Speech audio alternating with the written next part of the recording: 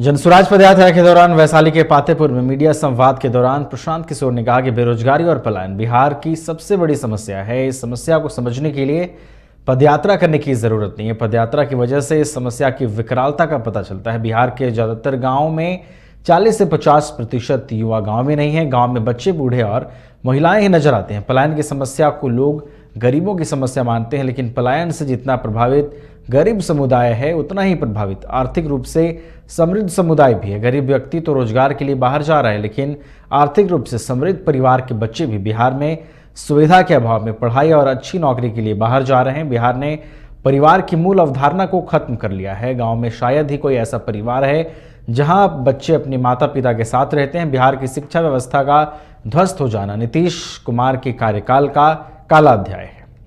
आप ये कह सकते हैं कि बेरोजगारी और पलायन इतनी बड़ी समस्या है, इसको जानने के लिए आपको 2200 गांव में पैदल जाने की जरूरत नहीं है, वो तो ठीक बात है। लेकिन जब हम लोग गांव में चले हैं, 7 महीने समय बिताया है, तो इन दोनों समस्याओं के विकरालता का और इसके सामाजिक आर्थिक पहलुओं की समझ बनी है। जैसे जब हम लोग गांव में गए तो हम लोगों ने ये देखा कि बिहार में ज्यादातर गांव में 40 से 50% युवा गांव में है ही नहीं। ज्यादातर गांव में बच्चे, बूढ़े और महिलाएं ही बची हुई हैं। और कई लोगों को ऐसा लगता है कि पलायन जो है वो गरीबों की समस्या है। ऐसी बात नहीं है। पलायन से जितना प्रभावित गरीब समुदाय है, करीब करीब उतना ही प्रभावित आर्थिक रूप से समृद्ध लोग भी हैं। क्योंकि गरीब आदमी मजदूरी करने के लिए बाहर जा रहा है, लेकिन जो आर्थिक सामाजिक तौर पर मजबूत लोग हैं, उनके बच्चे पढ़ाई के लिए, नौकरी के लिए, उनको भी बाहर जाना है।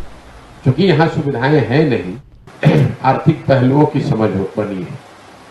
जैसे जब हम लोग गांव में गए तो हम लोगों ने ये देखा कि बिहार में ज्यादातर गांव में 40 से 50% युवा गांव में है ही नहीं। ज्यादातर गांव में बच्चे, बूढ़े और महिलाएं ही बची हुई हैं। और कई लोगों को ऐसा लगता है कि पलायन जो है वो गरीबों की समस्या है। ऐसी बात नहीं है। पलायन से जितना प्रभावित गरीब समुदाय है, करीब करीब उतना ही प्रभावित आर्थिक रूप से समृद्ध लोग भी हैं।